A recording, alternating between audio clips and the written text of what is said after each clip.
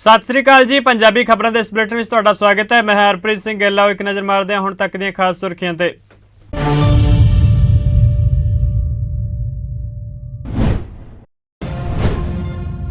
संयुक्त किसान मोर्चे के आगुआं वालों कुंडली बॉर्डर उत्ते बैठक तो बाद वड्डा ऐलान। संसद के सरदरुत इजलास के मद्देनज़र 29 नवंबर तो किसान करनगे संसद का घेराव।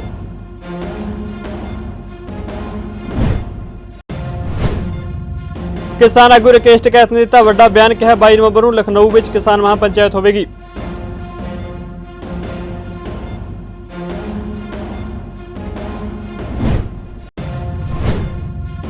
पंजाब सरकार ने लिए वड्डे फैसले। पंजाब सरकार ने 36,000 कच्चे कामिਆਂ ਨੂੰ पक्का करने का किया ऐलान। खड्डा उत्ते वेचण वाले रेते का रेट ₹5.50 किया तय। डीसी रेट में भी किया इजाफा।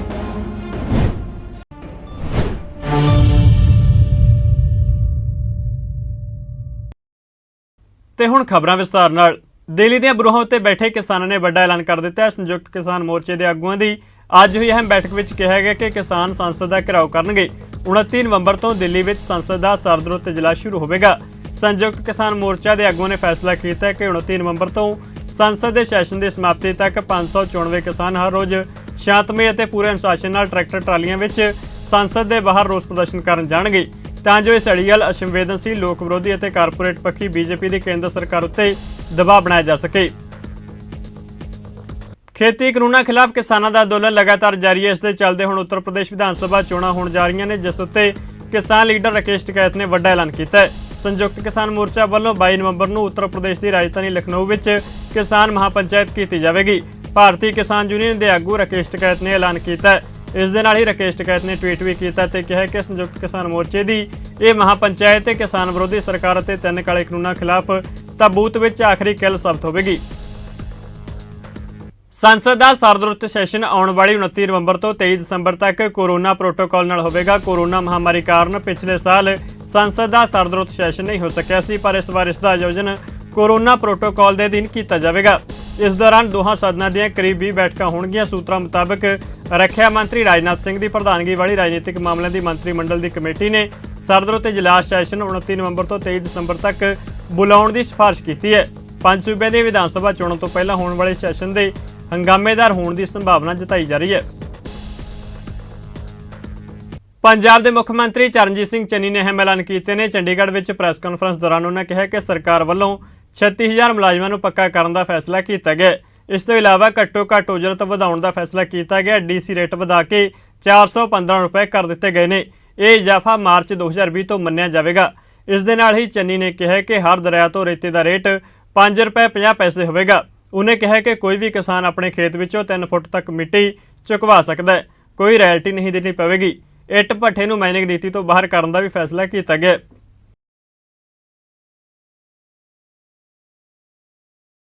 पंजाब सरकार पंजाब दे आम लोगों की सरकार है ते हर आम नागरिक नूं चाहे वह किसी वर्ग का उन्होंने बराबरता के हक ते उन्होंने सहूलतां प्रदान पंजाब सरकार वालों की जा रही हैं, क्योंकि पंजाब के लोगों की सरकार है। कर्मचारियों का विश्वास सरकार दे विच होना चाहिए। उहदे वास्ते असी कर्मचारियों के पहला DA भी दिते है, उन्होंने हड़ताल वापस लई है, उहदे लई उन्हां दा धन्नवादी हाँ। ते अज एक अहम फैसला करके पंजाब सरकार की कैबिनेट ने 36,000 इंपलाईज नूं पक्के करन दा फैसला किया है। इसकी डिटेल्स ऐसी विधान सभा दे विच एक बिल दे राही लिया के तुहानूं देवांगे। पंजाब दे विच जिहड़े DC रेट है वो घट है, जिहदे नाल तनख्वाहां घट मिल रही हैं। पंजाब सरकार ने कल्ले सरकारी कर्मचारियों के नहीं, प्राइवेट के भी मिनीमम वेज है जिहड़े वो वधाउण दा फैसला किया है ते ₹415.99 पंजाब सरकार जिहड़ा रेट है 1 मार्च 2020 तो पिछे तो वधाउण जा रही है। वधा दिते, मतलब कैबिनेट पास हो गया है ते इहदे नाल 1 मार्च तो लेके अज तक दे DC ਰੇਟ ਮਿਨੀਮਮ ਵੇਜ ਹੈ ਜਿਹੜੇ ਉਹਦੇ ਬਕਾਏ ਵੀ ਮਿਲਣਗੇ ਤੇ ਅੱਗੇ ਨੂੰ ਵੀ ਜਿਹੜਾ 415 ਰੁਪਈਆ ਰੇਟ ਹੈ ਮਿਨੀਮਮ ਵੇਜ ਹੈ ਉਹ ਵੱਧ ਜਾਏਗਾ। ਇਸ ਕਰਕੇ ਅੱਜ ਅਸੀਂ ਫੈਸਲਾ ਕੀਤਾ ਹੈ ਕਿ ਹਰ ਦਰਿਆ ਜਾਂ ਖੱਡ ਤੇ ਰੇਤੇ ਦਾ ਰੇਟ 5 ਰੁਪਏ 50 ਪੈਸੇ ਹੋਏਗਾ। ਇਹਦੇ ਵਿੱਚ ਇਹ ਵੀ ਸਰਕਾਰ ਦੇ ਸਾਰੇ ਪੈਸੇ ਨਹੀਂ ਹੈ ਜਾਂ ਠੇਕੇਦਾਰ ਦੇ ਨਹੀਂ ਹੈ, ਇਹਦੇ ਵਿੱਚ ਜ਼ਿਮੀਂਦਾਰ ਜਿਹਦੀ ਜ਼ਮੀਨ ਦਰਿਆ, ਕਿਉਂਕਿ ਦਰਿਆ ਹੈ ਜਿਹੜਾ ਉਹ 90% ਜਾਂ 80% ਜ਼ਿਮੀਂਦਾਰਾਂ ਦਾ ਹੈ, ਉਹਦੀ ਮਾਲਕੀਅਤ ਜ਼ਿਮੀਂਦਾਰਾਂ ਦੀ ਹੈ। ਜਿਹਦੀ ਜ਼ਮੀਨ ਆ ਉਹ ਵੀ ਪੈਸੇ ਭਾਲਦਾ ਹੈ, ਉਹਨੂੰ ਵੀ ਪਹਿਲਾ ਰੇਟ ਮਿਲਦਾ ਹੈ। ਇਹਦੇ ਜ਼ਿਮੀਂਦਾਰ ਦੇ ਪੈਸੇ ਵੀ ਹੋਣਗੇ, ਇਹਦੇ ਵਿੱਚ ਭਰਾਈ ਵੀ ਹੋਏਗੀ। ਜਿਹੜੀ ਭਰਾਈ ਆ ਉਹ ਵੀ 5.5 ਰੁਪਏ 'ਚ ਹੋਏਗੀ। ਜਿਹੜਾ ਠੇਕੇਦਾਰ ਹੈ ਉਹ ਰਸਤਾ ਬਣਾ ਕੇ ਦੇਗਾ, ਗੱਡੀ ਕੋਈ ਫਸ ਗਈ ਉਹਨੂੰ ਕੱਢੇਗਾ, ਸਾਰਾ ਕੰਮ ਉਹਦਾ ਹੋਏਗਾ, ਸਿਸਟਮ ਉਹ ਚਲਾਏਗਾ, ਕੰਡਾ ਉਹ ਲਗਾਏਗਾ, ਭਰਤੀ ਉਹ ਕਰੇਗਾ। ਇਹ ਸਾਰਾ ਕੁਝ ਵਿੱਚੇ ਜ਼ਮੀਨ ਦੇ ਪੈਸੇ, ਵਿੱਚੇ ਭਰਾਈ, ਵਿੱਚੇ ਸਦਾਈ, ਸਾਰਾ ਕੁਝ 5.5 ਰੁਪਏ 'ਚ, ਜਿਹੜਾ 9 ਰੁਪਏ 'ਚ ਪਹਿਲਾਂ ਮਿਲਦਾ ਸੀ। ਸਰਕਾਰੀ ਰੇਟ 9 ਸੀ ਪਰ 16 ਤੋਂ 22 ਰੁਪਏ ਤੱਕ ਪਹਿਲਾਂ ਵਿਕਦਾ ਰਿਹਾ, ਲੇਕਿਨ ਕੱਲ ਤੋਂ 5.5 ਰੁਪਏ ਵਿਕੇਗਾ। ਪਹਿਲਾਂ 5-7 ਹਜ਼ਾਰ ਰੁਪਏ ਟਰੱਕ ਸਸਤਾ ਹੋ ਚੁੱਕਿਆ, ਕੱਲ ਨੂੰ ਤੁਸੀਂ ਦੇਖਿਓ ਕਿੱਥੇ ਜਾਣਾ ਹੈ। ਅੱਜ ਅਸੀਂ ਇਹ ਫੈਸਲਾ ਕਰ ਲਿਆ ਕਿ ਭੱਠਿਆਂ ਨੂੰ ਮਾਈਨਿੰਗ ਪਾਲਿਸੀ ਤੋਂ ਬਾਹਰ ਕਰ ਦੇਣਾ, ਜਿਹਦੇ ਨਾਲ ਭੱਠਾ ਵਾਲਾ ਜ਼ਿਮੀਂਦਾਰ ਨਾਲ ਸਿੱਧਾ ਕੰਟਰੈਕਟ ਕਰਕੇ ਉਦੋਂ ਮਿੱਟੀ ਲੈ ਲਵੇ, ਵਿੱਚ ਠੇਕੇਦਾਰੀ ਸਿਸਟਮ ਜਾਂ ਮਾਫੀਆ ਜਾਂ ਮਾਈਨਿੰਗ ਕੁਝ ਨਹੀਂ। ਚਰਨਜੀਤ ਚੰਨੀ ਸਰਕਾਰ ਨੇ ਆਖਿਰਕਾਰ ਨਵਜੋਤ ਸਿੰਘ ਸਿੱਧੂ ਦੀ ਮੰਗ ਨੂੰ ਪ੍ਰਵਾਨ ਕਰਦਿਆਂ ਪੰਜਾਬ ਦੇ AG ਅਮਰਪ੍ਰੀਤ ਸਿੰਘ ਦਿਓਲ ਦਾ ਅਸਤੀਫਾ ਪ੍ਰਵਾਨ ਕਰ ਲਿਆ। ਇਸ ਦੇ ਨਾਲ ਹੀ ਕੱਲ ਪੰਜਾਬ ਦੇ ਨਵੇਂ AG ਦੀ ਨਿਯੁਕਤੀ ਹੋਵੇਗੀ ਅਤੇ DGP ਦੀ ਨਿਯੁਕਤੀ ਨੂੰ ਲੈ ਕੇ ਪੰਜਾਬ ਸਰਕਾਰ ਸੀਨੀਅਰ ਅਫਸਰਾਂ ਦੇ ਨਾਮ ਦਾ ਪੈਨਲ ਭੇਜੇਗੀ। ਇਸ ਦੇ ਨਾਲ ਹੀ ਮੁੱਖ ਮੰਤਰੀ ਚੰਨੀ ਨੇ ਕਿਹਾ ਕਿ ਪੰਜਾਬ ਸਰਕਾਰ ਨੇ ਰਿਟਾਇਰਮੈਂਟ ਮਗਰੋਂ ਮੁੜ ਨਿਯੁਕਤ ਕੀਤੇ ਗਏ ਮੁਲਾਜ਼ਮਾਂ ਤੇ ਅਫਸਰਾਂ ਦੀਆਂ ਨਿਯੁਕਤੀਆਂ ਤੁਰੰਤ ਪ੍ਰਭਾਵ ਨਾਲ ਰੱਦ ਕਰ ਦਿੱਤੀਆਂ ਨੇ। ਸਾਡੇ ਐਡਵੋਕੇਟ ਜਨਰਲ ਸਾਹਿਬ ਨੇ, ਤੁਹਾਨੂੰ ਤੁਸੀਂ ਜਾਣਦੇ ਹੋ, ਕਾਫੀ ਦਿਨਾਂ ਤੋਂ ਅਸਤੀਫਾ ਦਿੱਤਾ ਹੋਇਆ ਸੀ। ਅੱਜ ਕੈਬਨਿਟ ਨੇ ਉਹਨੂੰ ਮਨਜ਼ੂਰ ਕਰ ਲਿਆ। ਗਵਰਨਰ ਸਾਹਿਬ ਕੋਲ ਭੇਜਾਂਗੇ, ਜਦੋਂ ਅੱਜ ਹੀ ਸ਼ਾਇਦ ਪਾਸ ਹੋ ਜਾਏਗਾ, ਕੱਲ੍ਹ ਨੂੰ ਅਸੀਂ ਨਵਾਂ ਐਡਵੋਕੇਟ ਜਨਰਲ ਲਗਾਵਾਂਗੇ। ਇਸ ਤੋਂ ਇਲਾਵਾ DGP ਦੀ ਜਿਹੜੀ ਪੋਸਟਿੰਗ ਹੈ, ਜਿੰਨੇ 30 ਸਾਲ ਤੋਂ ਉੱਪਰ ਦੇ, ਇਹ ਕਾਨੂੰਨ ਹੈ, ਜਿਨ੍ਹਾਂ ਦੀ 30 ਸਾਲ ਨੌਕਰੀ ਹੋ ਗਈ ਹੈ, ਉਹਨਾਂ ਦਾ ਅਸੀਂ ਆਲਰੇਡੀ ਭੇਜ ਚੁੱਕੇ ਸਾਰਿਆਂ ਦੇ ਨਾਮ, ਸਾਤੋਂ ਸਾਰਿਆਂ ਦੇ ਨਾਮ ਮੰਗੇ ਗਏ ਹੈ। ਉਹਨਾਂ ਵਿੱਚੋਂ ਇੱਕ ਪੈਨਲ ਬਣਾ ਕੇ ਕੇਂਦਰ ਸਰਕਾਰ ਭੇਜੇਗੀ। ਉਹ ਪੈਨਲ ਵਿੱਚੋਂ ਅਸੀਂ DGP ਨਵਾਂ ਲਗਾਵਾਂਗੇ। ਜੋ ਪੈਨਲ ਆਏਗਾ ਇਹ ਪਹਿਲਾਂ ਤੋਂ ਇੱਕ ਪ੍ਰਿੰਸੀਪਲੀ ਕਲੀਅਰ ਹੋਇਆ। ਆਮ ਆਦਮੀ ਪਾਰਟੀ ਦੇ ਬੁਲਾਰੇ ਨੀਲ ਗਰਗ ਨੇ ਪੰਜਾਬ ਸਰਕਾਰ ਵੱਲੋਂ ਅੱਜ ਕੀਤੇ ਗਏ ਵੱਡੇ ਫੈਸਲੇ ਨੂੰ ਲੈ ਕੇ ਪ੍ਰਤੀਕਿਰਿਆ ਦਿੱਤੀ ਹੈ। ਉਹਨਾਂ ਕਿਹਾ ਕਿ ਪੰਜਾਬ ਸਰਕਾਰ ਨੇ ਫੈਸਲੇ ਵਿਧਾਨ ਸਭਾ ਚੋਣਾਂ ਨੂੰ ਲੈ ਕੇ ਲਏ ਨੇ ਤੇ ਜੇ ਚੋਣਾਂ ਨਾ ਹੁੰਦੀਆਂ ਤਾਂ ਸਰਕਾਰ ਅਜਿਹੇ ਫੈਸਲੇ ਨਾ ਲੈਂਦੀ। ਦੇਖੋ, ਚਰਨਜੀਤ ਚੰਨੀ ਦੀ ਅਗਵਾਈ ਹੇਠ ਅੱਜ ਪੰਜਾਬ ਕੈਬਨਿਟ ਨੇ ਜੋ ਫੈਸਲੇ ਲਏ ਨੇ ਕਿ 36,000 ਕੱਚੇ ਮੁਲਾਜ਼ਮਾਂ ਨੂੰ ਪੱਕੇ ਕਰਨ ਦੀ ਗੱਲ ਕੀਤੀ ਜਾ ਰਹੀ ਹੈਗੀ ਹੈ ਔਰ ਰੇਤ ਮਾਫੀਆ ਦੇ ਉੱਤੇ ਕੰਟਰੋਲ ਕਰਨ ਦੀ ਗੱਲ ਕੀਤੀ ਜਾ ਰਹੀ ਹੈ, DC ਦੇ ਰੇਟ ਵਧਾਉਣ ਦੀ ਗੱਲ ਕੀਤੀ ਜਾ ਰਹੀ ਹੈਗੀ ਹੈ, ਜਾਂ ਪਿਛਲੇ ਦਿਨੀ ਕੁਝ ਬਿਜਲੀ ਦੇ ਸਮਝੌਤਿਆਂ ਉੱਤੇ ਗੱਲ ਕੀਤੀ ਜਾ ਰਹੀ ਹੈਗੀ ਹੈ, ਤਾਂ ਅਸੀਂ ਇਹ ਸਮਝਦੇ ਹਾਂ ਇਹ ਚੋਣਾਂ ਦੇ ਮੱਦੇਨਜ਼ਰ ਫੈਸਲੇ ਲਏ ਗਏ ਨੇ। ਜਦ ਕਿ ਜੇ ਸਰਕਾਰ ਦੀ ਨੀਅਤ ਅਤੇ ਨੀਤੀ ਹੁੰਦੀ ਤਾਂ ਇਹਨਾਂ ਦੇ ਉੱਤੇ ਫੈਸਲਾ ਤਾਂ ਅੱਜ ਤੋਂ ਪੌਣੇ 5 ਸਾਲ ਪਹਿਲਾਂ ਲੈ ਲਿਆ ਜਾਣਾ ਚਾਹੀਦਾ ਹੈਗਾ ਸੀ, ਕਿਉਂਕਿ ਇਹ ਮਾਫੀਆ ਕੋਈ ਅੱਜ ਦਾ ਤੇ ਹੈ ਨਹੀਂ। ਲਗਾਤਾਰ ਮਾਫੀਆ ਨੇ ਪੰਜਾਬ ਦੇ ਖਜ਼ਾਨੇ ਨੂੰ ਲੁੱਟਿਆ ਹੈਗਾ ਔਰ ਇਹ ਜੋ ਨੌਜਵਾਨ ਲਗਾਤਾਰ ਪੰਜਾਬ ਦੇ ਵੱਖ-ਵੱਖ ਕਸਬਿਆਂ ਦੇ ਵਿੱਚ, ਵੱਖ-ਵੱਖ ਸ਼ਹਿਰਾਂ ਦੇ ਵਿੱਚ ਲਗਾਤਾਰ ਸੰਘਰਸ਼ ਕਰਦੇ ਰਹੇ ਨੇ ਆਪਣੀਆਂ ਮੰਗਾਂ ਨੂੰ ਲੈ ਕੇ, ਔਰ ਇਹਨਾਂ ਦੀ ਹੀ ਪੰਜਾਬ ਪੁਲਿਸ ਜਿਹੜੀ ਹੈ ਉਹਨਾਂ ਤੇ ਡਾਂਗਾਂ ਵੀ ਵਰਾਂਦੀ ਰਹੀ ਹੈ ਤੇ ਇਹਨਾਂ ਨੌਜਵਾਨਾਂ ਨੂੰ ਨਾ ਕੇਵਲ ਲੁੱਟਿਆ ਗਿਆ ਬਲਕਿ ਕੁੱਟਿਆ ਵੀ ਗਿਆ।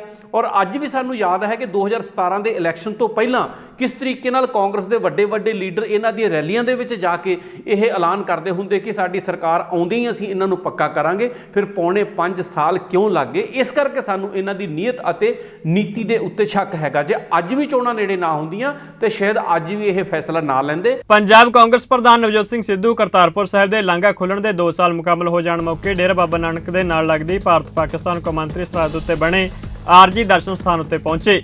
ਪਾਕਿਸਤਾਨ ਵਿਖੇ ਸਥਿਤ ਅਤੇ ਇਸ ਸਰਹੱਦ ਤੋਂ ਥੋੜੀ ਦੂਰ ਗੁਰਦੁਆਰਾ ਸ੍ਰੀ ਕਰਤਾਰਪੁਰ ਸਾਹਿਬ ਦੇ ਦੂਰਬੀਨ ਰਾਹੀਂ ਦਰਸ਼ਨ ਦੀਦਾਰ ਕਰਦਿਆਂ ਸਿੱਧੂ ਨੇ ਕੋਰੋਨਾ ਕਾਲ ਦੌਰਾਨ ਅਪ੍ਰੈਲ 2020 ਤੋਂ ਬੰਦ ਪਏ ਕੋਰੀਡੋਰ ਨੂੰ ਮੁੜ ਤੋਂ ਖੋਲ੍ਹਣ ਲਈ ਅਰਦਾਸ ਕੀਤੀ ਤਾਂ ਜੋ ਸੰਗਤਾਂ ਆਪਣੇ ਤੋਂ ਵਿਛੜੇ ਗੁਰਧਾਮ ਦੇ ਮੁੜ ਤੋਂ ਦਰਸ਼ਨ ਦੀਦਾਰ ਕਰ ਸਕਣ। ਕਿਰਤ ਕੀਤੀ ਹੋਈ ਜਗ੍ਹਾ ਉੱਥੇ ਸਾਫਾ ਲਾ ਕੇ ਸੇਧ ਲੈਣ ਦਾ ਸਾਡਾ ਚਾਨਣ ਮਨਾਰਾ, ਸਾਡਾ ਮਾਪਾ ਇਹੀ ਹੈ। ਲੋਕਾਂ ਦੇ ਮਾਪੇ ਹੁੰਦੇ, ਮੈਂ ਤੇ ਮੇਰੇ ਮਾਂ-ਬਾਪ ਦੇ ਜਾਣ ਤੋਂ ਬਾਅਦ ਇਹਨਾਂ ਨੂੰ ਹੀ ਆਪਣੇ ਮਾਪੇ ਮੰਨੇ ਆ, ਸਾਡਾ ਮਾਈ ਬਾਪ ਇਹ ਹੈ। ਅੱਜ ਦੀ ਸਭ ਤੋਂ ਵੱਡੀ ਮੰਗ ਹੀ ਇਹ ਹੈ ਕਿ ਜਦੋਂ ਪਹਿਲਾ ਲਾਂਘਾ ਚੱਲਿਆ ਸੀ ਕੋਵਿਡ ਤੋਂ ਪਹਿਲਾਂ, ਇੱਕ ਦਿੱਕਤ ਪਰੇਸ਼ਾਨੀ ਨਹੀਂ ਹੋਈ। ਕਰੀਬ 70,000 ਬੰਦਿਆਂ ਨੇ ਇੱਥੇ ਦਰਸ਼ਨ ਦਿਦਾਰੇ ਕੀਤੇ। ਅਮਨ ਮਾਨ ਦਾ ਪ੍ਰਤੀਕ, ਆਪਸੀ ਭਾਈਚਾਰੇ ਦਾ ਪ੍ਰਤੀਕ, ਪੀਪਲ ਟੂ ਪੀਪਲ ਕੰਟੈਕਟ ਦਾ ਪ੍ਰਤੀਕ, ਅ ਕੋਰੀਡੋਰ ਆਫ ਇਨਫਿਨਿਟ ਪੋਸਿਬਿਲਿਟੀਜ਼, ਅਸੰਖ ਸੰਭਾਵਨਾਵਾਂ ਦਾ ਇਹ ਕੋਰੀਡੋਰ ਹੈ। ਮੇਰੀ ਇਹ ਬੇਨਤੀ ਹੈ, ਇਹ ਰਿਕੁਐਸਟ ਹੈ ਹੋਮ ਮਿਨਿਸਟਰ ਨੂੰ ਔਰ ਭਾਰਤ ਸਰਕਾਰ ਨੂੰ ਕਿ ਤੁਹਾਡੇ ਸਿਕਿਉਰਿਟੀ ਰੀਜ਼ਨ ਹੋ ਸਕਦੇ, ਤੁਹਾਨੂੰ ਜ਼ਿਆਦਾ ਪਤਾ ਹੋਊਗਾ। ਮੈਂ ਤਾਂ ਬਾਬੇ ਦੀ ਮਿਹਰ ਦੇ ਵਿੱਚ ਵਿਸ਼ਵਾਸ ਰੱਖਦਾ। ਜਦੋਂ ਬਾਬੇ ਦੀ ਮਿਹਰ ਹੋਈ ਸੀ, ਲੱਖ ਵਿਰੋਧਾਂ ਦੇ ਬਾਵਜੂਦ ਵੀ ਇਹ ਲਾਂਘਾ ਖੁੱਲਿਆ ਸੀ, ਔਰ ਇਹ ਲਾਂਘਾ ਖੁੱਲਣਾ ਹੀ ਖੁੱਲਣਾ, ਕਿਉਂਕਿ ਸਿੱਖਾਂ ਦੀ ਤਾਂਘ ਹੈ ਇਹ। ਸਿੱਖ ਇੱਥੋਂ ਊਰਜਾ ਲੈਂਦੇ ਹੈ। ਹਿੰਦੂ, ਮੁਸਲਮਾਨ, ਈਸਾਈ, ਹਰ ਧਰਮ ਇਸ ਗੁਰੂਦੁਆਰੇ ਤੋਂ ਸੇਧ ਲੈਂਦਾ ਹੈ। ਜਗਤ ਗੁਰੂ ਹੈ ਬਾਬਾ ਜੀ। ਮੇਰੀ ਇਹ ਬੇਨਤੀ ਹੈ ਕਿ ਦਰਸ਼ਨ ਦਿਦਾਰੇ ਵਾਸਤੇ ਐਟਲੀਸਟ ਜੋ ਉਹ ਵਚਨ ਸੀ ਉਹ ਪੂਰਾ ਹੋਵੇ। ਦੇਰੀ ਕਿਉਂ ਸਮਝਦੇ ਹੋ, ਕਿਉਂ ਹੋ ਰਹੀ ਹੈ ਦੇਰੀ? ਦੇਖੋ, ਇਹਦਾ ਜਵਾਬ ਉਹ ਦੇ ਸਕਦੇ ਆ, ਲੇਕਿਨ ਮੈਂ ਇੱਕ ਚਿੱਠੀ ਵੀ ਲਿਖੂੰਗਾ, ਰਿਮਾਈਂਡਰ ਵੀ ਦੂੰਗਾ। ਆਮ ਆਦਮੀ ਪਾਰਟੀ ਦੇ ਵਿਧਾਇਕ ਕੁਲਤਾਰ ਸਿੰਘ ਸੰਧਵਾ ਨੇ ਇਹ ਬਿਆਨ ਦਿੱਤਾ। ਉਹਨੇ ਕਿਹਾ ਕਿ ਕਰਤਾਰਪੁਰ ਸਾਹਿਬ ਦਾ ਲਾਂਘਾ ਖੋਲ੍ਹਿਆ ਜਾਣਾ ਚਾਹੀਦਾ ਹੈ। ਉਹਨੇ ਕਿਹਾ ਕਿ ਸ੍ਰੀ ਗੁਰੂ ਨਾਨਕ ਦੇਵ ਜੀ ਪ੍ਰਤੀ ਸਾਰੇ ਧਰਮਾਂ ਦੇ ਲੋਕ ਸ਼ਰਧਾ ਰੱਖਦੇ ਨੇ ਤੇ ਇਸ ਦੇ ਮੱਦੇਨਜ਼ਰ ਸਰਕਾਰ ਨੂੰ ਲਾਂਘਾ ਜਲਦ ਤੋਂ ਜਲਦ ਖੋਲ੍ਹਣਾ ਚਾਹੀਦਾ ਹੈ। ਸ੍ਰੀ ਗੁਰੂ ਨਾਨਕ ਦੇਵ ਮਹਾਰਾਜ ਜੀ ਦੀ ਸਾਰੇ ਧਰਮਾਂ ਦੇ ਲੋਕ ਉਹਨਾਂ ਪ੍ਰਤੀ ਸ਼ਰਧਾ ਰੱਖਦੇ ਨੇ ਔਰ 70 ਸਾਲ ਤੋਂ ਸੰਗਤ ਇਹ ਮੰਗ ਕਰਦੀ ਆ ਰਹੀ ਸੀ ਕਿ ਸ਼੍ਰੀ ਕਰਤਾਰਪੁਰ ਸਾਹਿਬ, ਜਿੱਥੇ ਸੱਚੇ ਪਾਤਸ਼ਾਹ ਧੰਨ ਧੰਨ ਸ਼੍ਰੀ ਗੁਰੂ ਨਾਨਕ ਦੇਵ ਮਹਾਰਾਜ ਜੀ ਨੇ ਆਪਦੇ ਜ਼ਿੰਦਗੀ ਦੇ ਅਖੀਰਲੇ ਸਾਲ ਜਿਹੜੇ ਨੇ ਉਹ ਉੱਥੇ ਬਿਤਾਏ ਸੀ, ਉੱਥੋਂ ਦੇ ਖੁੱਲ੍ਹੇ ਦਰਸ਼ਨ ਦਿਦਾਰੇ ਕਰਾਏ ਜਾਣ। ਤੇ ਸਾਡੇ ਦੇਸ਼ ਦੀ ਸਰਕਾਰ ਨੇ ਤੇ ਪਾਕਿਸਤਾਨ ਦੀ ਸਰਕਾਰ ਨੇ ਉਹ ਇੱਕ ਬਹੁਤ ਹੀ ਵਧੀਆ ਉੱਥੇ ਇੱਕ ਲਾਂਘਾ ਦਿੱਤਾ ਤੇ ਸੰਗਤਾਂ ਦਰਸ਼ਨ ਕਰ ਰਹੀਆਂ। ਕਰੋਨਾ ਕਰਕੇ ਉਹ ਬੰਦ ਕਰ ਦਿੱਤੇ ਗਏ ਸੀ, ਲੇਕਿਨ ਹੁਣ ਤਾਂ ਕਰੋਨਾ ਵੀ ਖਤਮ ਹੋ ਗਿਆ। ਪਾਕਿਸਤਾਨ ਵਾਲੇ ਪਾਸੇ ਪਾਕਿਸਤਾਨ ਸਰਕਾਰ ਕਹਿੰਦੀ ਵੀ ਸਾਨੂੰ ਕੋਈ ਪ੍ਰੋਬਲਮ ਨਹੀਂ ਹੈ, ਤੇ ਭਾਰਤ ਸਰਕਾਰ ਨੂੰ ਮੈਂ ਬੇਨਤੀ ਕਰਦਾ ਕਿ ਸੰਗਤ ਦੀਆਂ ਦੁਆਵਾਂ ਲਓ, ਸੰਗਤ ਦੀਆਂ ਖੁਸ਼ੀਆਂ ਲਓ, ਗੁਰੂ ਸਾਹਿਬ ਵੀ ਤੁਹਾਡੇ ਤੇ ਮਿਹਰ ਕਰਨਗੇ। ਇਹ ਜਿਹੜਾ ਲਾਂਘਾ ਹੈ ਜਲਦੀ ਤੋਂ ਜਲਦੀ ਖੋਲ੍ਹਿਆ ਜਾਵੇ। ਕਾਂਗਰਸ ਪਾਰਟੀ ਅਤੇ Punjab subordinate services selection board ਦੇ ਚੇਅਰਮੈਨ ਵਜੋਂ ਅਸਤੀਫਾ ਦੇਣ ਤੋਂ ਬਾਅਦ ਰਮਨ ਬਹਿਲ ਅੱਜ ਆਮ ਆਦਮੀ ਪਾਰਟੀ ਵਿੱਚ ਸ਼ਾਮਲ ਹੋ ਗਏ। ਪਿਛਲੇ 100 ਸਾਲਾਂ ਤੋਂ ਜ਼ਿਲ੍ਹਾ ਗੁਰਦਾਸਪੁਰ ਦੀ ਸੇਵਾ ਕਰ ਰਹੇ ਬਹਿਲ ਪਰਿਵਾਰ ਨੇ ਕਾਂਗਰਸ ਨੂੰ ਅਲਵਿਦਾ ਕਹਿ ਦਿੱਤਾ ਹੈ। ਜ਼ਿਕਰਯੋਗ ਹੈ ਕਿ ਬੀਤੇ ਦਿਨੀ ਮੁੱਖ ਮੰਤਰੀ ਚਰਨਜੀਤ ਸਿੰਘ ਚੰਨੀ ਨੂੰ ਆਪਣਾ ਅਸਤੀਫਾ ਉਹਨਾਂ ਭੇਜ ਦਿੱਤਾ ਸੀ। ਉਹ ਆਮ ਆਦਮੀ ਪਾਰਟੀ ਪੰਜਾਬ ਦੇ ਸਹਿ ਇੰਚਾਰਜ ਰਾਘਵ ਚੱਡਾ, ਸੰਸਦ ਮੈਂਬਰ ਭਗਵੰਤ ਮਾਨ ਅਤੇ ਆਮ ਆਦਮੀ ਪਾਰਟੀ ਦੇ ਆਗੂ ਕੁੰਵਰ ਵਿਜੇ ਪ੍ਰਤਾਪ ਦੀ ਮੌਜੂਦਗੀ ਵਿੱਚ ਆਮ ਆਦਮੀ ਪਾਰਟੀ ਵਿੱਚ ਸ਼ਾਮਲ ਹੋਏ। ਸਮਾਗਮ ਦੌਰਾਨ ਪੱਤਰਕਾਰਾਂ ਨਾਲ ਗੱਲਬਾਤ ਕਰਦਿਆਂ ਭਗਵੰਤ ਮਾਨ ਨੇ ਪੰਜਾਬ ਦੇ ਉਪ ਮੁੱਖ ਮੰਤਰੀ ਸੁਖਜਿੰਦਰ ਸਿੰਘ ਰੰਧਾਵਾ ਦੇ ਜਵਾਈ ਨੂੰ ਐਡੀਸ਼ਨਲ ਐਡਵੋਕੇਟ ਜਨਰਲ ਨਿਯੁਕਤ ਕਰਨ ਉੱਤੇ ਕਈ ਸਵਾਲ ਚੁੱਕੇ ਨੇ। ਪਹਿਲੀ ਵਾਰ ਨਹੀਂ ਹੋਇਆ ਕਿ ਕਿਸੇ ਲੀਡਰ ਨੇ ਆਪਣੇ ਹੀ ਘਰੇ ਨੌਕਰੀ ਦਿੱਤੀ ਹੋਵੇ। ਇਸ ਤੋਂ ਪਹਿਲਾਂ ਸਰਦਾਰ ਬੇਅੰਤ ਸਿੰਘ ਦੇ ਪੋਤੇ ਨੂੰ ਡੀਐਸਪੀ ਲਾਇਆ ਗਿਆ। ਉਸ ਤੋਂ ਬਾਅਦ ਬਾਜਵਾ ਸਾਹਿਬ ਦੇ ਬੇਟੇ ਨੂੰ ਨੌਕਰੀ ਮਿਲੀ। ਲੁਧਿਆਣਾ ਤੋਂ ਐਮਐਲਏ ਉਹਨਾਂ ਦੇ ਬੇਟੇ ਨੂੰ ਨੌਕਰੀ ਦਿੱਤੀ ਗਈ ਤੇ ਹੁਣ ਜਿਹੜਾ ਐਡੀਸ਼ਨਲ ਐਡਵੋਕੇਟ ਜਨਰਲ ਬਾਜਵਾ ਸਾਹਿਬ ਜਿਹੜੇ ਕਿ ਰੰਧਾਵਾ ਸਾਹਿਬ ਜਿਹੜੇ ਕਿ ਹੋਮ ਮਿਨਿਸਟਰ ਨੇ ਖੁਦ, ਉਹਨਾਂ ਨੇ ਨੌਕਰੀ ਦਿੱਤੀ। ਸੋ ਇੱਥੋਂ ਇਹ ਸਿੱਧ ਹੁੰਦਾ ਕਿ ਇਹਨਾਂ ਲਈ ਪਬਲਿਕ ਜਿਹੜੀ ਆ ਉਹ ਏਜੰਡੇ ਤੇ ਹੈ। ਇਹ ਆਪਦੇ ਧੀਆਂ ਪੁੱਤਾਂ ਨੂੰ ਪਾਲਦੇ ਨੇ, ਜਿਹਨੂੰ ਜਦੋਂ ਮੌਕਾ ਮਿਲ ਜਾਂਦਾ ਉਹ ਵਗਦੀ ਗੰਗਾ 'ਚ ਹੱਥ ਧੋ ਲੈ। ਜਦੋਂ ਆਮ ਆਦਮੀ ਪਾਰਟੀ ਵੱਲੋਂ ਇੱਕ ਮੁਹਿੰਮ ਚੱਲ ਰਹੀ ਹੈ, ਪੰਜਾਬ ਬਚਾਓ ਮੁਹਿੰਮ ਮਿਸ਼ਨ 2022, ਇਸ ਦੇ ਵਿੱਚ ਰਮਨ ਬਹਲ ਜੀ ਦਾ ਮਾਰਗਦਰਸ਼ਨ ਆਮ ਆਦਮੀ ਪਾਰਟੀ ਨੂੰ ਮਿਲ ਰਿਹਾ ਹੈ, ਗੁਰਦਾਸਪੁਰ ਨੂੰ ਮਿਲ ਰਿਹਾ ਹੈ।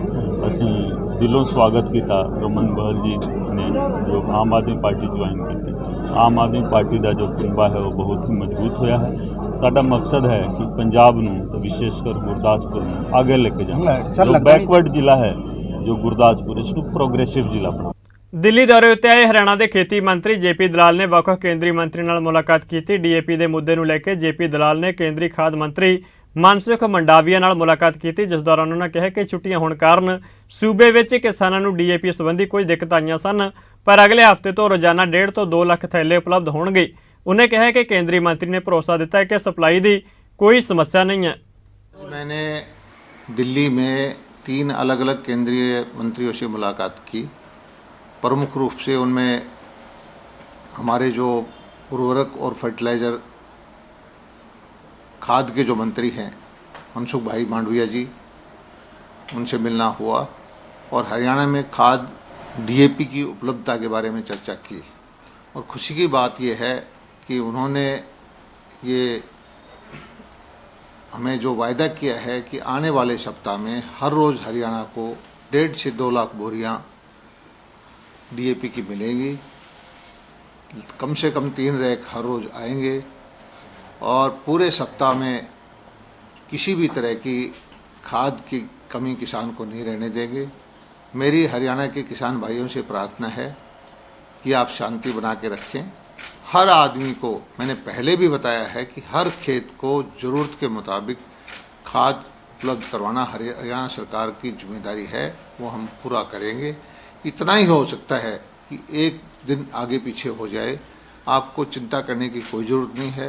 आपको पूरी मात्रा में पिछले साल से ज़्यादा खाद जो है उपलब्ध कराएंगे। भारत सरकार ने पिछले साल से 10% ज़्यादा खाद जो है हमें अलॉट किया है और खाद आपको मिलेगा। आप निश्चिंत रहें, यूरिया की कोई कमी नहीं है। डीएपी की हमारे मंत्री जी ने हाँ कर दी है और बाकी भी किसान हितैषी फैसले लेने में हरियाणा सरकार पीछे नहीं हटेगी। हरियाणा के मुख्य मंत्री मनोहर लाल ने बीते 2 दिनों में 500 करोड़ रुपए के प्रोजेक्टों का उद्घाटन किया। उन्होंने करनाल में सोमवार को 284 करोड़ रुपए के 9 प्रोजेक्ट और मंगलवार को 225 करोड़ के 3 प्रोजेक्टों का उद्घाटन किया। उन्हें कहा कि सूबे में तेज़ रफ्तार नाल सड़की और रेल मार्गों का काम चल रहा है तो दिन दूर नहीं जो हरियाणा ढांचागत विकास में पहले नंबर उत्ते होगा। इस दे नाल देश प्रदेश ही नहीं सगों परिवारों की आर्थिक स्थिति भी चंगी होगी। पंजाब में चल रहे मुद्दे को लेकर साबका CPS नवजोत कौर सिद्धू ने अपनी ही सरकार को घेरे में लिया। नवजोत कौर सिद्धू ने कहा कि STF की रिपोर्ट जनतक होनी चाहिए है। दस दिए कि मैडम सिद्धू अपने हल्के पूर्वी में 10 फॉगिंग मशीनों हरी झंडी दे रहे सन, जिस मौके पत्रकार नाल गलबात की है। ਅਸੀਂ ਕਲੀਨ ਪੋਲਿਟਿਕਸ ਕਰਨੀ ਹੈ। ਅਸੀਂ ਤਾਂ ਕੁਝ ਨਹੀਂ ਕਹਿ ਰਹੇ, ਅਸੀਂ ਤਾਂ ਕਹਿ ਰਹੇ ਹਾਂ ਰਿਪੋਰਟ ਜਨਤਕ ਕਰੋ, ਜਨਤਾ ਨੂੰ ਰਿਪੋਰਟ ਦਿਖਾਓ। ਜਿਹੜੇ ਬੰਦਿਆਂ ਨੂੰ ਅੰਦਰ ਕੀਤਾ ਹੈ, ਔਲਖ ਹੋ ਗਿਆ, ਭੋਲਾ ਹੋ ਗਿਆ, ਜਿਹੜੇ ਬੰਦਿਆਂ ਨੇ ਜਿਹੜੇ ਬੰਦੇ ਦਾ ਨਾਮ ਲਿੱਤਾ ਵੀ ਅਸੀਂ ਤਾਂ ਛੋਟੇ ਮੋਟੇ ਬੰਦੇ ਆ, ਜਿਹੜਾ ਅਸਲੀ ਕੰਮ ਕਰ ਰਿਹਾ ਸੀ ਉਹਦਾ ਨਾਮ ਪਹਿਲੀ ਪੇਜ ਤੇ ਹੈ ਰਿਪੋਰਟ ਤੇ। ਰਿਪੋਰਟ ਖੋਲੋ, ਸਾਰਿਆਂ ਨੂੰ ਪਤਾ ਸੀ ਤਾਂ ਕਹਿ ਰਹੇ ਹਾਂ ਖੋਲ ਕੇ ਦੱਸੋ। ਮੈਂ ਰਿਪੋਰਟ ਪੜ੍ਹੀ ਹੋਈ ਹੈ, ਮੈਂ ਰਿਪੋਰਟ ਪੜ੍ਹੀ ਹੋਈ ਹੈ। ਦੇਖੋ ਭੋਲਾ ਨੇ ਬੜੇ ਸਾਫ਼-ਸਾਫ਼ ਚੜ੍ਹਦੇ ਹੋਏ ਕਿਹਾ ਸੀਗਾ ਕਿ ਵਿਕਰਮ ਮਜੀਠੀਆ ਨੂੰ ਜਾ ਕੇ ਫੜੋ, ਉਹਦੀ ਵੋਟੀ ਦੇ ਨਾਮ ਤੇ, ਉਹਦੀ ਵਾਈਫ ਦੇ ਨਾਮ ਤੇ ਪ੍ਰਾਪਰਟੀਆਂ ਹੈ ਜਿਹੜੀਆਂ ਕਿ ਔਲਖ ਤੇ ਬਿੱਟੂ ਔਲਖ ਨੇ ਦਿੱਤੀਆਂ ਹੋਈਆਂ। पंजाब के साबका कैबिनेट मंत्री विक्रम सिंह मजीठिया ने कहा कि सरकार सिर्फ ड्रामेबाजी कर रही है। उन्होंने कहा कि पंजाब सिर 3 लाख करोड़ रुपए का कर्जा है। मजीठिया ने कहा कि अजिहे विच कीते जा रहे ऐलानां लई पैसे कित्थों आउणगे, ये वड्डा सवाल है। दस दिए कि हलका खडूर साहिब विच अज श्रोमणी अकाली दल नूं उस वेले वड्डा हुलारा मिलिया जदों वड्डी गिणती विच लोक संयुक्त अकाली दल नूं छड्ड के श्रोमणी अकाली दल बादल विच शामिल होए।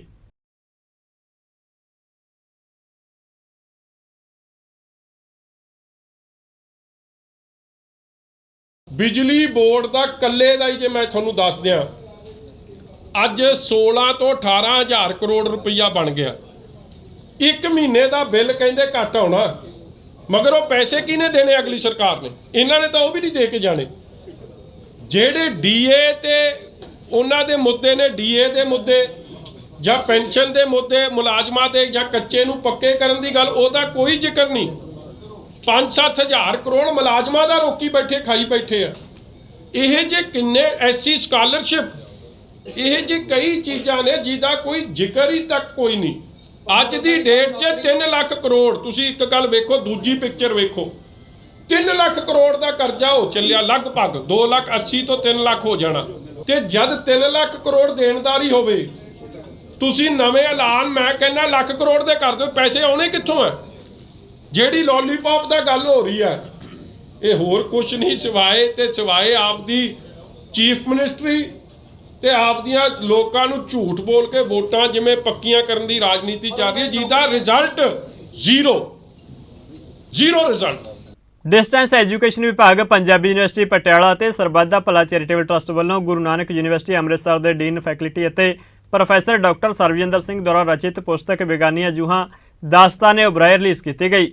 ਇਸ ਮੌਕੇ ਕਰਵਾਏ ਗਏ ਸਮਾਰੋਹ ਤੇ ਵਿਚਾਰ ਗੋਸ਼ਟੀ ਦਾ ਆਯੋਜਨ ਸਨੀ ਉਬਰਾਏ ਆਡੀਟੋਰੀਅਮ ਵਿੱਚ ਕੀਤਾ ਗਿਆ, ਜਿਸ ਵਿੱਚ ਵਿਸ਼ੇਸ਼ ਮਹਿਮਾਨ ਵਜੋਂ ਡਾਕਟਰ ਸੁਰਜੀਤ ਪਾਤਰ ਅਤੇ ਗੈਸਟ ਆਫ ਆਨਰ ਵਜੋਂ ਸਰਬੱਤ ਦਾ ਭਲਾ ਚੈਰੀਟੇਬਲ ਟਰੱਸਟ ਦੇ managing trustee doctor SP Singh Oberoi ਅਤੇ ਪਟਿਆਲਾ ਦੇ ਐਸਐਸਪੀ ਹਰਚਰਨ ਸਿੰਘ ਭੁੱਲਰ ਨੇ ਸ਼ਮੂਲੀਅਤ ਕੀਤੀ। ਇਸ ਮੌਕੇ ਡਾਕਟਰ ਉਬਰਾਏ ਨੇ ਕਿਤਾਬ ਬਾਰੇ ਜਾਣਕਾਰੀ ਸਾਂਝੀ ਕੀਤੀ ਹੈ।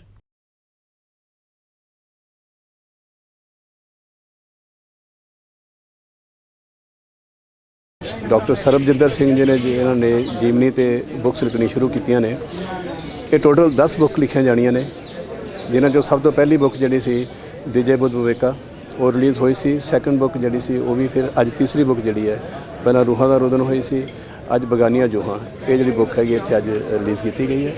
ਔਰ ਚੌਥੀ ਬੁੱਕ ਜਿਹੜੀ ਹੈ ਉਹ ਵੀ ਤਿਆਰ ਹੋ ਚੁੱਕੀ ਹੈ, ਪ੍ਰਿੰਟਿੰਗ ਚਲੀ ਚੁੱਕੀ ਹੈ ਤੇ ਅਗਲੇ ਮਹੀਨੇ ਜਿਹੜੀ ਹੈ ਉਹ ਵੀ ਜਿਹੜੀ ਬੁੱਕ ਜਿਹੜੀ ਰਿਲੀਜ਼ ਕੀਤੀ ਜਾਏਗੀ। ਡਾਕਟਰ ਸਰਬਜਿੰਦਰ ਸਿੰਘ ਜੀ ਨੇ ਬੁੱਕ ਲਿਖਣੀ ਸ਼ੁਰੂ ਕੀਤੀ ਸੀ ਮੇਰੇ ਉੱਤੇ ਕਿ ਮੇਰੀ ਉਹਨਾਂ ਨੇ ਬਾਇਓਗ੍ਰਾਫੀ ਲਿਖਣੀ ਹੈ, ਲੇਕਿਨ ਜਦੋਂ ਅਸੀਂ ਬੈਠੇ ਗੱਲਾਂ ਬਾਤਾਂ ਹੋਈਆਂ ਤੇ ਫਿਰ ਇਹਨਾਂ ਨੇ ਵੱਖਰਾ ਹੀ ਸਟਾਈਲ ਹੈ ਲਿਖਣ ਦਾ ਇਹਨਾਂ ਦਾ। ਸੋ ਇਹਨਾਂ ਨੇ ਜਿਹੜੀ ਸ਼ੁਰੂਆਤ ਕੀਤੀ ਉਹ ਮੇਰੇ ਪੜਦਾਦਾ ਜੀ ਜਿਹੜੇ ਕਿ ਪਾਕਿਸਤਾਨ ਸੀ ਉੱਥੋਂ ਸ਼ੁਰੂ ਕੀਤੀ ਕਿ ਇਹ ਪਹਿਲਾਂ ਬੈਕਗਰਾਉਂਡ ਦੇਖਣੀ ਚਾਹੁੰਦੇ ਸੀ ਕਿ ਇਹ ਜਿਹੜੀ ਸਾਨੂੰ ਜਿਹੜੀ ਲੋਕ ਸੇਵਾ ਅਸੀਂ ਕਰ ਰਹੇ ਹਾਂ ਕਿੱਥੋਂ ਹੈ, ਤੇ ਮੈਂ ਕਿਹਾ ਸੀ ਸਾਨੂੰ ਇਹ ਵਿਰਾਸਤ 'ਚ ਮਿਲੀ ਹੈ ਕਿ ਮੇਰੇ ਦਾਦੇ ਪੜਦਾਦੇ ਵੀ ਇਹੀ ਕੰਮ ਕਰਦੇ ਸੀ, ਉਹ ਵੀ ਸੇਵਾ ਭਾਵ ਕਰਦੇ ਸੀ। ਸੋ ਫਿਰ ਇਹਨਾਂ ਨੇ ਪਾਕਿਸਤਾਨ ਤੋਂ ਸ਼ੁਰੂ ਕਰਕੇ ਪਹਿਲੀ ਬੁੱਕ ਲਿਖੀ ਗਈ, ਦੂਸਰੀ, ਤੀਸਰੀ, ਜਿਨ੍ਹਾਂ 'ਚ 4 ਬੁੱਕ ਦੇ ਵਿੱਚ ਮੇਰਾ ਕੋਈ ਜ਼ਿਕਰ ਨਹੀਂ ਹੈ। ਇਹਦੇ ਵਿੱਚ 4 ਬੁੱਕ ਸਾਡੀ ਸਾਰੀ ਫੈਮਿਲੀ ਦੇ ਉੱਤੇ ਹੀ ਹੈ, ਕਿਸ ਤਰ੍ਹਾਂ ਪਾਰਟੀਸ਼ਨ ਹੋਈ, ਕਿਸ ਤਰ੍ਹਾਂ ਪਾਕਿਸਤਾਨ ਤੋਂ ਵੱਢ ਟੱਕ ਹੋਈਆਂ, ਸਾਡੇ ਫਾਦਰ ਸਾਹਿਬ ਨੂੰ ਵੀ ਛੁਰੇ ਵੀ ਲੱਗੇ ਹੋਏ ਸੀ, ਗੋਲੀ ਵੀ ਲੱਗੀ ਹੋਈ ਸੀ ਤੇ ਉਹਨਾਂ ਨੂੰ ਬਚਾ ਕੇ ਲਿਆਂਦਾ ਗਿਆ। ਤੇ ਇਸ ਤਰੀਕੇ ਨਾਲ ਸਾਰੀ ਜਿਹੜੀ ਉਸ ਦੇ 1947 ਦੀ ਜਿਹੜੀ ਵੰਡ ਸੀ ਉਹਦਾ ਵਰਣਨ ਜਿਹੜਾ ਕੀਤਾ ਗਿਆ ਤੇ ਸਾਡੀ ਫੈਮਿਲੀ ਨੂੰ ਜਿਹੜਾ ਮੁੱਖ ਰੱਖ ਕੇ ਕੀਤਾ ਗਿਆ ਕਿ ਬੇਸ ਇਹਨਾਂ ਨੂੰ ਬਣਾਇਆ ਗਿਆ।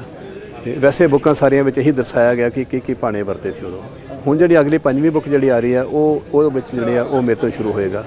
ਸੋ ਉਸ ਤੋਂ ਬਾਅਦ 5-6 ਬੁੱਕਾਂ ਹੋਰ ਹੈਗੀਆਂ ਜਿਹੜੀਆਂ ਇਹ ਲਿਖੀਆਂ ਜਾਣਗੀਆਂ। ਦੇਖੋ ਅੱਜ ਆਪਾਂ ਸਾਰਿਆਂ ਨੇ, ਤੁਸੀਂ ਬੜੇ ਵਿਦਵਾਨ ਆਏ ਸੀ, ਪਾਤਰ ਸਾਹਿਬ ਸੀ, ਸਤਨਾਮ ਮਾਨਕ ਜੀ ਸੀਗੇ, ਬਰਾੜ ਸਾਹਿਬ ਨੇ, ਵੀਸੀ ਸਾਹਿਬ, ਇਹਨਾਂ ਨੇ ਸਾਰਾ ਜਿਹੜਾ ਜੋ ਇਹਨਾਂ ਨੇ ਅੱਜ ਲੈਕਚਰ ਦਿੱਤੇ ਆ ਉਹ ਸਾਰਾ ਇਹ ਸੀ ਕਿ ਆਪਸੀ ਸਦਭਾਵਨਾ ਅਸੀਂ ਬਣਾ ਕੇ ਰੱਖੀਏ। ਜੋ 1947 'ਚ ਪਹਿਲਾਂ ਹੋ ਚੁੱਕਿਆ ਉਹ ਦੁਬਾਰਾ ਨਾ ਹੋਵੇ। ਅੱਜ ਵੀ ਜਿਸ ਤਰ੍ਹਾਂ ਨਾ ਪਹਿਲਾਂ ਤਾਂ ਸਿਰਫ ਸੀਗਾ ਚਲੋ ਪਾਕਿਸਤਾਨ ਤੇ ਹਿੰਦੁਸਤਾਨ ਬਣ ਗਏ, ਹੁਣ ਜਿਸਲੇ ਹਿੰਦੂ ਮੁਸਲਿਮ ਤੇ ਸਿੱਖਾਂ ਦੇ ਵਿੱਚ ਕੋਈ ਇਹੋ ਜਿਹੇ ਸਾਡੇ ਤਕਰਾਰ ਨਹੀਂ ਆਉਣੀ ਚਾਹੀਦੀ ਕਿ ਜਿਹੜਾ ਪੰਜਾਬ ਸਾਡਾ ਰਹਿ ਗਿਆ ਜਾਂ ਜਿਹੜਾ ਇੰਡੀਆ ਸਾਡਾ ਰਹਿ ਗਿਆ ਇਹਦੀ ਫਿਰ ਅੱਗੋਂ ਦੁਬਾਰਾ ਪਾਰਟੀਸ਼ਨ ਹੋਵੇ। ਅਸਲ 'ਚ ਇਹ ਕਿਤਾਬ ਦਾ ਜਿਹੜਾ ਮੁੱਖ ਥੀਮ ਹੈ ਉਹ ਭਾਰਤ ਪਾਕ ਵੰਡ ਨਾਲ ਹੈ, ਪਰ ਭਾਰਤ ਪਾਕ ਵੰਡ 'ਤੇ ਬਹੁਤ ਹੀ ਜਰਖੇਜ਼ ਸਾਹਿਤ ਲਿਖਿਆ ਗਿਆ ਹੈ। ਪਰ ਮੈਂ ਥੋੜ੍ਹਾ ਜਿਹਾ ਇਹਦੇ ਵਿੱਚ ਇੱਕ ਭਿੰਨ ਰੂਪ ਪੇਸ਼ ਕਰਨ ਦੀ ਕੋਸ਼ਿਸ਼ ਕੀਤੀ ਹੈ ਕਿ ਉਸ ਸਮੇਂ ਦੇ ਦਰਮਿਆਨ ਬਹੁਤ ਮਾੜਾ ਹੋਇਆ, ਪਰ ਜਿਹੜਾ ਚੰਗਾ ਹੋਇਆ ਉਹ ਅਜੇ ਇਤਿਹਾਸ ਦੇ ਪੰਨਿਆਂ ਵਿੱਚ ਲੁਕਿਆ ਹੋਇਆ ਹੈ ਤੇ ਮੈਂ ਉਸ ਸਾਰੇ ਨੂੰ ਸਾਹਮਣੇ ਲਿਆਉਣ ਦਾ ਯਤਨ ਕੀਤਾ ਹੈ ਤਾਂ ਕਿ ਹਿੰਦੁਸਤਾਨ ਦਾ ਜਿਹੜਾ ਸਮਕਾਲ ਹੈ ਉਹ ਜਿਸ ਦਿਸ਼ਾ ਵੱਲ ਵਧ ਰਿਹਾ ਹੈ ਉਹ ਘੱਟੋ ਘੱਟ ਇਸ ਕਿਤਾਬ ਤੋਂ, ਇਹਨਾਂ ਕਿਤਾਬਾਂ ਤੋਂ ਸੇਧ ਲੈ ਕੇ ਉਹ ਇਹੋ ਜਿਹਾ ਕੋਈ ਮੁੜ ਵਾਕਿਆ ਵੱਲ ਨਾ ਮੁੜ ਜਾਵੇ ਜਿਹਦੇ ਨਾਲ ਸਾਨੂੰ ਦੁਬਾਰਾ ਤੋਂ ਇੱਕ ਵੱਡੇ ਦਿਖਾਂਤ ਵਿੱਚੋਂ ਲੰਘਣਾ ਪਵੇ। ਕਿਉਂਕਿ ਸੰਸਾਰ ਦੇ ਵਿੱਚ ਬਾਰਡਰ ਜਿਹੜੇ ਨੇ ਉਹ ਟੁੱਟ ਰਹੇ ਨੇ, ਪਰ ਅਸੀਂ ਇਸ ਭੂਗੋਲਿਕ ਖਿੱਤੇ ਉੱਤੇ ਉਹਨਾਂ ਬਾਰਡਰਾਂ ਦੀ ਪੁਨਰ ਸਿਰਜਤ ਕਰਨ ਵੱਲ ਦੁਬਾਰਾ ਵਧ ਰਹੇ ਹਾਂ ਤੇ ਉਹ ਮੰਦਭਾਗਾ ਹੈ। ਤੇ ਮੇਰੀ ਇੱਛਾ ਹੈ ਕਿ ਲੋਕ ਇਸ ਕਿਤਾਬ ਨੂੰ ਪੜ੍ਹਨ, ਸਿੱਖਣ, ਸੋਚਣ ਅਤੇ ਸਰਬੱਤ ਦੇ ਭਲੇ ਦੇ ਕਾਰਜ ਵੱਲ ਵਧਣ ਤਾਂ ਕਿ ਨਾ ਕੋ ਬੈਰੀ ਨਾ ਹੈ ਬਗਾਨਾ ਦਾ ਜਿਹੜਾ ਸੰਕਲਪ ਹੈ ਬਾਬੇ ਨਾਨਕ ਦਾ ਉਹ ਇਸ ਧਰਤ ਉੱਤੇ ਸੱਚ ਹੋਵੇ ਅਤੇ ਇਸ ਧਰਤ ਤੋਂ ਸਮੁੱਚੇ ਸੰਸਾਰ ਵਿੱਚ ਜਾਵੇ ਤਾਂ ਕਿ ਸੰਸਾਰ ਵਿੱਚ ਰਹਿੰਦੀਆਂ ਵੀ ਜਿਹੜੀਆਂ ਥੋੜ੍ਹੀਆਂ ਦੇ ਸੱਦੇ ਨੇ, ਬੰਨਾਂ ਨੇ, ਉਹ ਟੁੱਟ ਜਾਣ ਤੇ ਇੱਕ ਇਹੋ ਜਿਹਾ ਸੰਸਾਰ ਜੋ ਹੋਵੇ ਜਿੱਥੇ ਨਾਨਕ ਨਾਮ ਚੜ੍ਹਦੀ ਕਲਾ ਤੇਰੇ ਭਾਣੇ ਸਰਬੱਤ ਦਾ ਭਲਾ ਦੀ ਆਵਾਜ਼ ਜਿਹੜੀ ਹੈ ਉਹ ਗੂੰਜੇ। ਪਦਮ ਸ਼੍ਰੀ ਅਵਾਰਡ ਨਾਲ ਸਨਮਾਨਿਤ ਹੋਣ ਵਾਲੇ ਉੱਘੇ ਸਮਾਜ ਸੇਵੀ ਜਤਿੰਦਰ ਸਿੰਘ ਸ਼ੰਟੀ ਨੇ ਸਨਮਾਨ ਮਿਲਣ ਤੋਂ ਬਾਅਦ ਵਾਹਿਗੁਰੂ ਦਾ ਸ਼ੁਕਰਾਨਾ ਕੀਤਾ ਹੈ। ਉਹਨਾਂ ਨੂੰ ਇਹ ਅਵਾਰਡ ਕੋਵਿਡ ਕਾਲ ਵਿੱਚ ਹਜ਼ਾਰਾਂ ਲਾਸ਼ਾਂ ਦਾ ਸੰਸਕਾਰ ਕਰਨ ਲਈ ਮਿਲਿਆ। ਉਹਨਾਂ ਨੇ ਮਾਨਵਤਾ ਪੱਖੀ ਕਾਰਜ ਸ਼ਹੀਦ ਭਗਤ ਸਿੰਘ ਸੇਵਾ ਦਲ ਜਰੀਏ ਕੀਤਾ ਹੈ। ਦੇਖੋ ਜਦ ਤੱਕ ਪਰਮਾਤਮਾ ਨਹੀਂ ਚਾਹੁੰਦਾ ਨਾ ਅਸੀਂ ਸੇਵਾ ਨਹੀਂ ਕਰ ਸਕਦੇ ਤੇ ਵਡਿਆਈ ਵੀ ਨਹੀਂ ਮਿਲਦੀ। ਗੁਰਬਾਣੀ 'ਚ ਲਿਖਿਆ ਨਾ ਦਾਤੇ ਦਾਤ ਰੱਖੀ ਆ ਤਾਂ ਆਪਣੇ ਜਿਸ ਭਾਵੇਂ ਤਿਸ ਦੇ। ਸਾਨੂੰ ਇਹ ਦਾਤ ਮਿਲੀ ਫਿਰ ਨਾਲ ਸ਼ਕਤੀ ਵੀ ਦਿੱਤੀ ਕਿਉਂਕਿ ਸਾਡੀ ਕੌਮ ਦੇ ਉੱਤੇ ਮਹਾਰਾਜ ਦੀ ਕਿਰਪਾ ਹੈ ਔਰ ਅਸੀਂ ਮਹਾਰਾਜ ਨੂੰ ਮੰਨ ਕੇ ਚੱਲਣਾ। ਜਿਨ੍ਹਾਂ ਨੇ ਕਿਹਾ ਸੀ ਕਿ ਦੇਸ਼ ਸ਼ਿਵਾ ਬਰਮੋਹੇ ਹੈ शुभ कर्मन ते कब हो न टरो अरसो जब जाए लरो निश्चय कर अपनी जीत करो। और ਉਹ ਸਾਡੇ ਅੰਦਰ ਜਿਹੜੀ ਸਪਿਰਿਟ ਸੀ, ਸਾਡੀ ਕੌਮ ਦੀ ਸਪਿਰਿਟ, ਸਾਡੇ ਗੁਰੂਆਂ ਦੀ ਦਿੱਤੀ ਹੋਈ ਸਪਿਰਿਟ, ਉਹ ਬੜਾ ਕੰਮ ਆਈ ਜੀ। ਫਿਰ ਉਸ ਤੋਂ ਬਾਅਦ ਸਾਡੀ ਸੰਸਥਾ ਦਾ ਨਾਮ ਸ਼ਹੀਦ ਭਗਤ ਸਿੰਘ ਸਾਡੇ ਆਈਡੀਅਲ ਨੇ, ਜਿਨ੍ਹਾਂ ਨੇ ਕਿਹਾ ਸੀ ਕਿ ਦਮ ਨਿਕਲੇ ਇਸ ਦੇਸ਼ ਕੀ ਖਾਤਰ ਬਸ ਇਤਨਾ ਅਰਮਾਨ ਹੈ। ਸਾਡੇ ਸਾਰੇ ਵਾਰੀਅਰਸ ਦੇ ਵਿੱਚ ਡਰਾਈਵਰਾਂ ਦਾ ਜਜ਼ਬਾ ਭਰਿਆ ਹੋਇਆ, ਸਾਡੇ ਮੈਂਬਰਸ ਦੇ ਵਿੱਚ। ਮੇਰੇ ਬੱਚੇ ਦੋਨੋਂ ਮਨੀਸ਼ ਜੋਤ ਵੀ ਨਾਲ ਲੱਗੇ ਰਹੇ, ਦੇਖੋ ਦਿਨ ਰਾਤ। ਤੇ ਇਹ ਸੱਚੇ ਪਾਤਸ਼ਾਹ ਨੇ ਸਾਨੂੰ ਮਾਣ ਦੇਣਾ ਸੀ, ਸਾਡੇ ਤੋਂ ਸੇਵਾ ਕਰਾਣੀ ਸੀ। ਇੱਕ ਡਰਾਈਵਰ ਵੀ ਸਾਡਾ ਸ਼ਹੀਦ ਹੋ ਗਿਆ ਆਰਿਫ, ਤਾਂ ਵੀ ਅਸੀਂ ਕੰਮ ਨਹੀਂ ਬੰਦ ਕੀਤਾ। ਸਾਰੇ ਪੋਜ਼ਿਟਿਵ ਹੋ ਗਏ ਤਾਂ ਵੀ ਕੰਮ ਨਹੀਂ ਬੰਦ ਕੀਤਾ।